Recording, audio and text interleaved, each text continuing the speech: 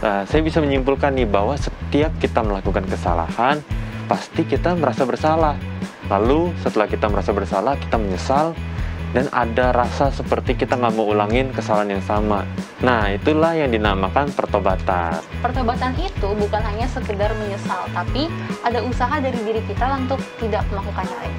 Tuhan mau supaya saya bisa menghasilkan hasil yang baik yang Tuhan inginkan bagi saya. Jadi berbalik itu adalah 180 derajat, bukan dengan cara kita tapi dengan cara Tuhan. Itu mungkin kan.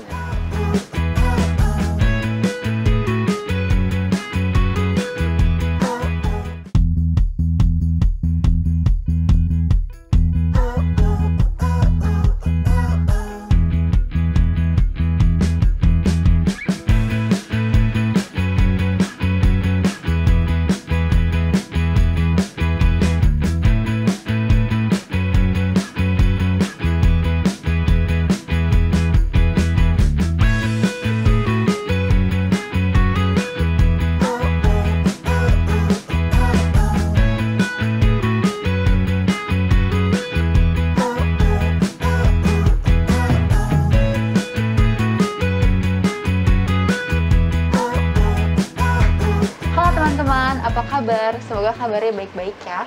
Kita telah tiba pada pelajaran baru kita di kuartal yang keempat dengan topik pembahasan selama triwulan ini adalah kenyataan Alkitab. Saya yakin selama triwulan ini kita akan mendapatkan beragam informasi menarik tentang maksud Allah dalam kehidupan kita.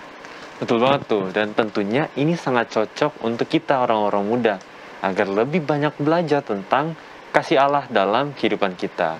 Dan kali ini kita masuk ke dalam pelajaran yang ketiga dengan topik pembahasan berbaliklah. Nah, aku mau tanya nih, kalau kalian habis melakukan kesalahan, apa sih yang kalian rasakan dan biasanya kesalahannya apa? Coba dari lu, Twik.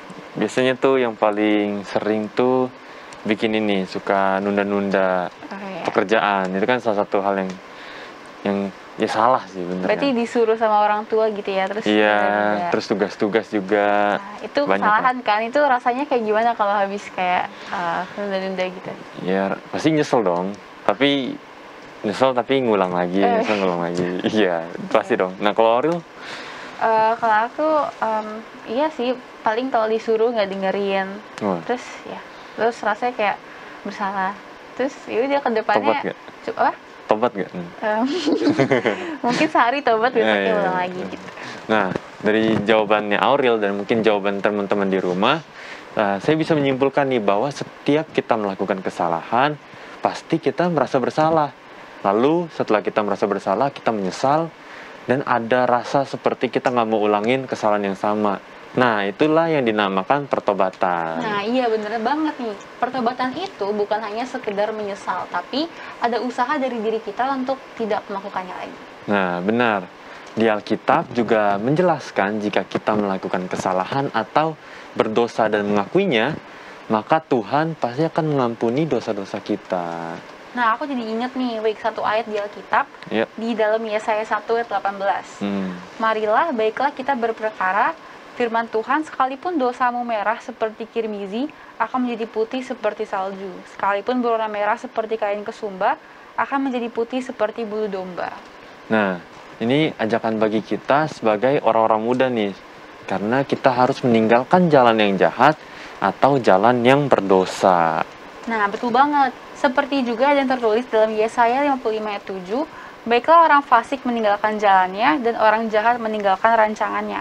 Baiklah ia kembali kepada Tuhan, maka dia akan mengasihinya, dan kepada Allah kita, sebab ia memberi pengampunan dengan limpahnya. Nah teman-teman, dari ayat ini jelas sekali bahwa Tuhan Allah kita adalah Allah yang maha pengampun. Dia akan mengampuni kita nggak setengah-setengah, dan pasti dia akan memberikan dengan kelimpahannya. Benar, tapi teman-teman, kita sebagai manusia itu pasti selalu ada kecenderungan berbuat salah loh. Nah, tapi kita harus ingat nih teman-teman, bahwa Tuhan pasti selalu mengingatkan kita dengan berbagai cara. Oh iya, sama dengan seperti pelajaran kita saat ini yang berjudul Berbaliklah. Nah, bener banget. Nah, kita akan bahas semuanya di sini bersama kami, aku, Aurel Hasibuan. Dan saya, Ludwig Zebedeus. Tetap di Cornerstone Connections.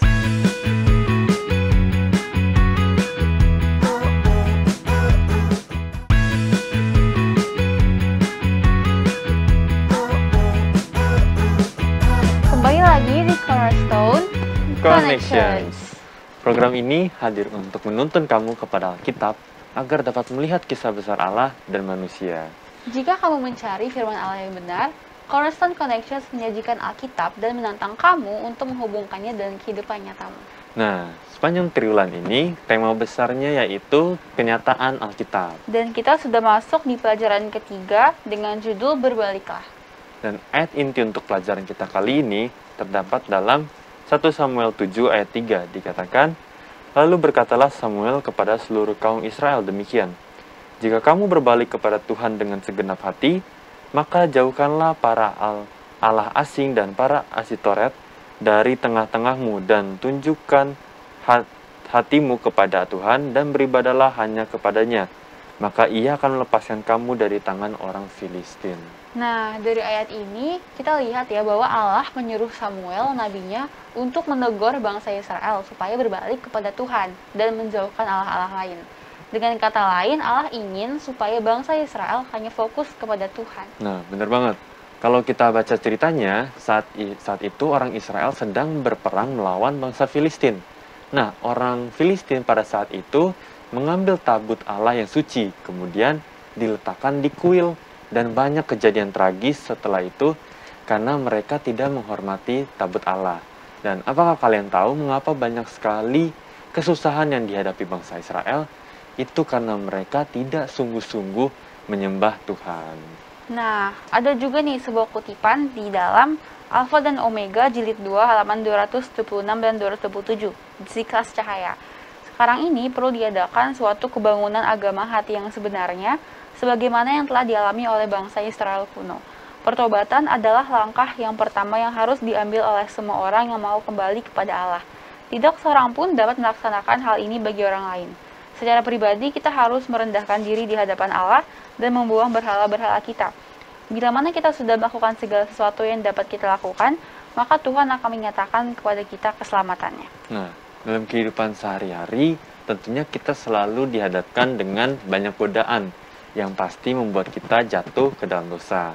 Tapi di sini kita diingatkan untuk kembali kepada Tuhan dan membuang hal-hal yang menjauhkan diri kita dari Tuhan.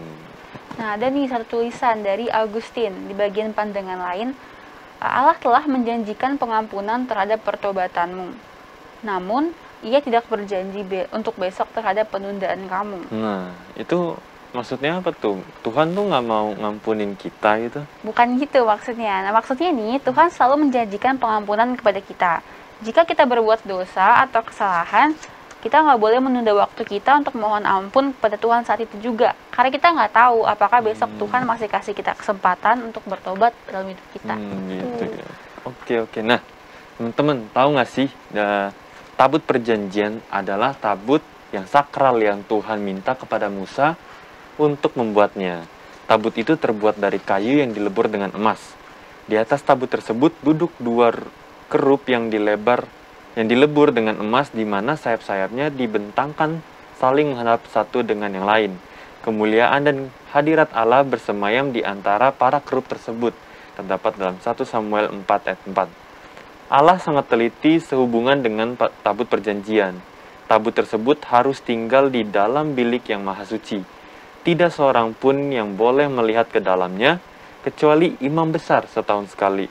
Ketika mengadakan perjalanan, tabut harus ditutupi dengan selubung kulit lumba, dan kain biru untuk tetap membuatnya tersembunyi dari pandangan manusia. Nah, dari bacaan kita di dalam buku Apakah Kamu Tahu, kita bisa melihat ya bahwa tabut perjanjian adalah tabut yang sangat suci, bahkan dikatakan maha suci. Semua aturan dari pembuatannya, penyimpanan, bahkan siapa yang berhak untuk menyentuhnya, semuanya sudah Tuhan tentukan dan dikuduskan. Nah, dalam pelajaran pekan ini kita akan melihat bagaimana pertobatan dan tabut perjanjian itu ternyata saling berhubungan dan yang pasti mengingatkan kita kepada kehadiran Tuhan. Nah, dan akhirnya teman-teman, Allah pastinya memberikan kepada kita pengampunan dan kekuatan agar kita tidak mengulangi dosa kita lagi. Nah, nih saya mau tahu pendapat teman-teman yang ada di rumah, dan mungkin mau tahu juga nih pendapatnya Aurel kayak gimana nih.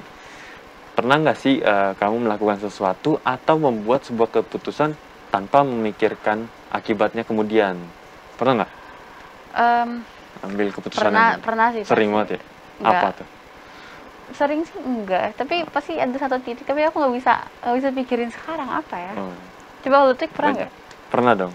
Apa tuh? Ya biasanya ini, mau main motor, naik motor, coba nggak tahu kalau misalkan lupa bawa jaket atau bawa motor, iya. terlalu seneng aja mau Aku udah ketemuan. kepikiran punya apa. Kalau misalnya hari Sabtu gitu kan, buka sosmed, YouTube, itu nggak kepikiran lagi tuh. Benar. Nah, pertanyaan kedua, ketika kita melakukan sesuatu yang salah dan tindakan kita tidak menerima akibatnya secara langsung, terkadang kita berpikir kita dapat menghindar dari akibatnya. Nah, pertanyaan kedua, mungkin Aurel bisa nih, di bawah ini ada daftar dari tindakan-tindakan, beri label tindakan-tindakan itu berdasarkan konsekuensinya. Apakah tindakan itu berakibat langsung, berakibat tertunda, atau tidak memiliki akibat sama sekali. Ini contoh-contohnya nih. Menyontek saat ujian, menurut Aurel gimana? Berakibat langsung nggak? Ya kalau ketahuan berakibat langsung, kalau nggak ketahuan tertunda. Oke. Nah ini yang kesehatan nih, memakan 5 permen. Tertunda sih. Oke. Sama-sama. Nah yang terakhir nih, tidak mempelajari pelajaran sekolah sahabat kamu.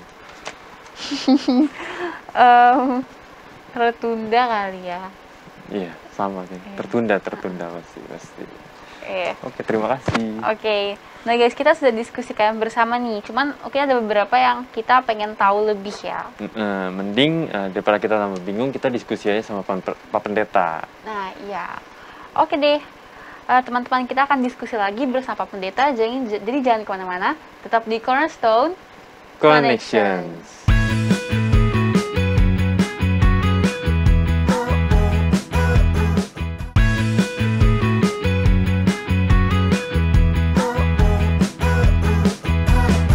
Lagi di Cornerstone Connections. Dan bersama kita semua, dan di sini ada Pendeta Benny.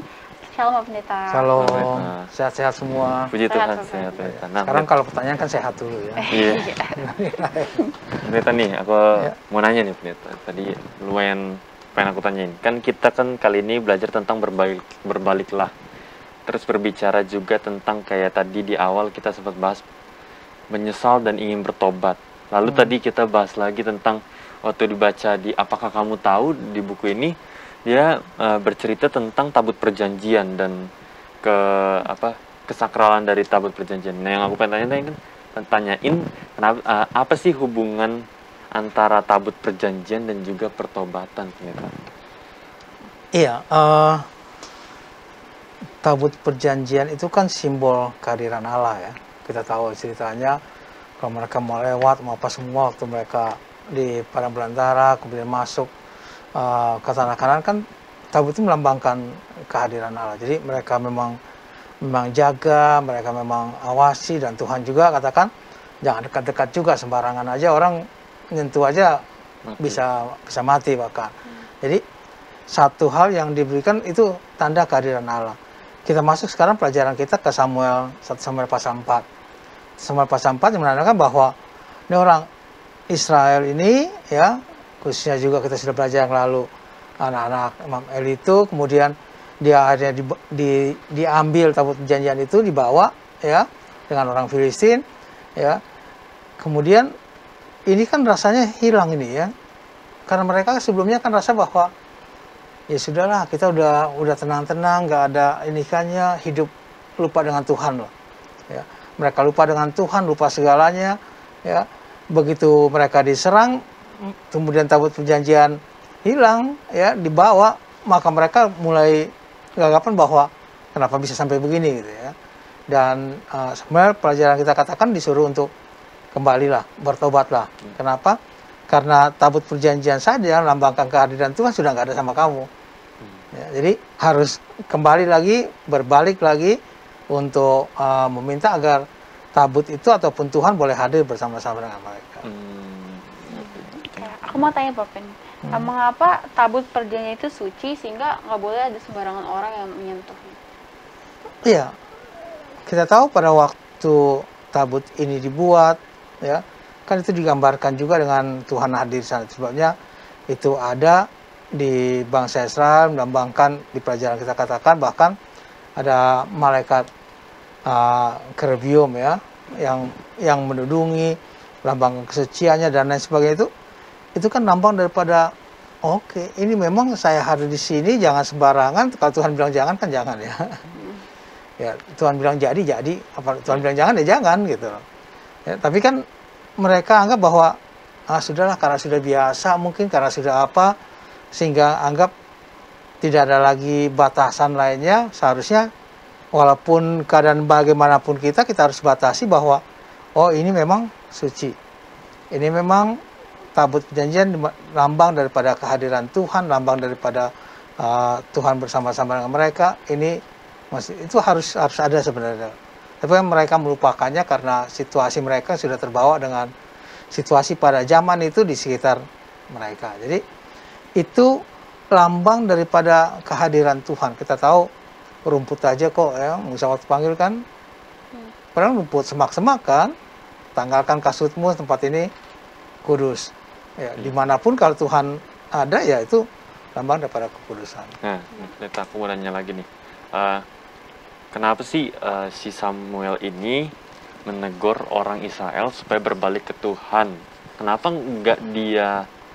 nggak Samuel menegur aja bangsa Filistin untuk itu ada tabut perjanjian balikin? Tapi kenapa Samuel lebih memilih supaya orang Israelnya untuk berbalik dahulu kepada Tuhan?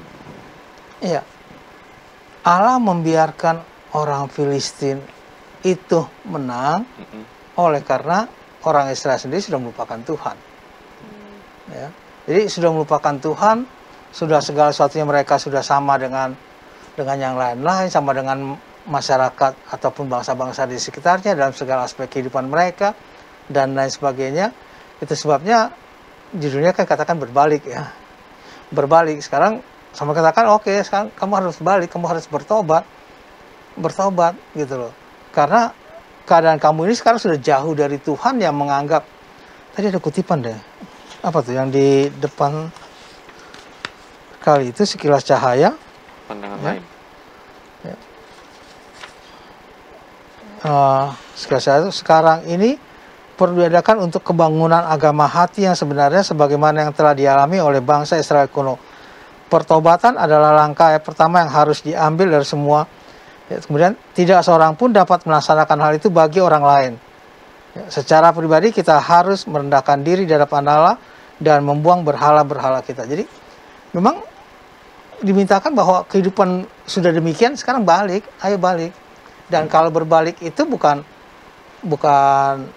ya lu aja yang balik, gua enggak, entar juga Tuhan baik. Ya enggak begitu kan.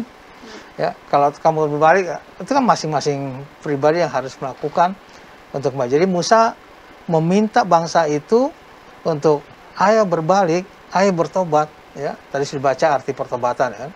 Ayo bertobat. Tobat itu memang satu keadaan yang memang kita berbalik sepenuhnya dari yang lama kepada yang baru, kepada kehendak Tuhan.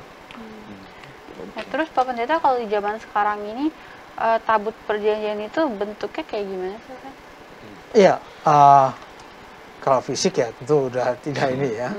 Tapi kan kita tahu bahwa Allah itu ada, Allah itu suci. Pada waktu kita datang kepada Tuhan, datanglah dengan keadaan yang Tuhan inginkan agar kita itu suci. Ya.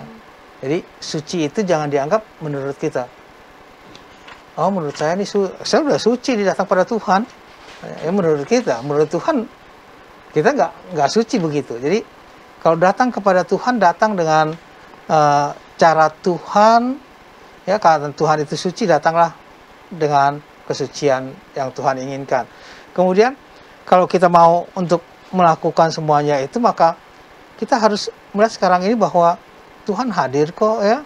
Misalnya di Ka'bah, walaupun ada kebaktian Zoom juga ya, jangan ibadah Zoom misalnya. Ya kita masih pakai celana pendek aja gitu ya, harus sahabat. Masih tapi kameranya ditutup karena situasinya kalau juga nge-zoom gitu kan. Nggak begitu. Kita kan lagi datang kepada Tuhan. Jadi lagi datang kepada Tuhan benar-benar dengan bagaimana bilangnya ya? Karena Tuhan itu suci, kita harus datang suci sebagaimana yang Tuhan inginkan, bukan sebagaimana yang kita inginkan ya gitu. Jadi itu di dalam diri kita sendiri. Iya, dalam diri kita sendiri untuk makan. Nah, Pendeta, aku mau nanya sehubungan sama yang tadi pertanyaannya si Aurel kan, Kalau tadi berarti tahu perjanjian itu dalam diri kita sendiri. Nah, kalau kita flashback ke waktu zaman bangsa Israel yang tadi diceritain, kalau kita sembarangan atau kita seperti tidak menyucikan tabut perjanjian itu, kita bisa mati di tempat. Kayak waktu itu ada orang yang mencoba bantuin tabut perjanjian mau jatuh, dia langsung mati di tempat. Nah, kalau untuk sekarang, Pendeta, sanksi apa sih yang Tuhan berikan kepada kita kalau kita tidak menghormati tabut perjanjian pada zaman ini?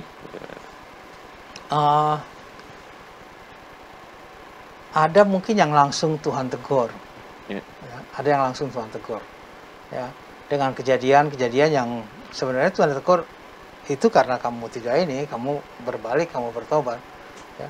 Tapi ada memang Tuhan izinkan kita untuk lebih mengerti dengan lebih jauh bahwa itu nggak bagus, tabiat sebegitu nggak bagus sebenarnya.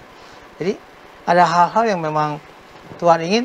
Kalau dulu kan memang teokrasi, ya, jadi memang Tuhan yang pimpin, ya. Begitu melanggar, ya sekarang di situ karena sekarang kita rasa ya Tuhan itu kasih kok, Tuhan itu baik, ya kita juga sembarangan aja, ya, menghadap Tuhan, sembarangan aja kita melakukan apa yang menurut kita baik, padahal Tuhan tidak katakan itu baik. Gitu. Jadi kita harus melihat apa yang Tuhan inginkan untuk kita lakukan, Bagaimana kita tahu apa yang Tuhan inginkan? Ya kita belajar sekolah sahabat kita belajar Alkitab kita belajar buku-buku roh nubuat lainnya. Jadi kekuatan bagi kita apa yang Tuhan inginkan untuk kita lakukan. Jadi bukan karena keinginan kita dengan gaya kita untuk menghadap kepada Tuhan. Kalau yang apa yang harus aku lakukan untuk bisa berbalik kepada Tuhan, Pak, kalau begitu? Iya, pelajaran sekolah sahabat kita memberikan bahwa bangsa itu kan begitu nikmatnya dengan keadaan mereka zaman itu, ya, dengan lingkungan mereka.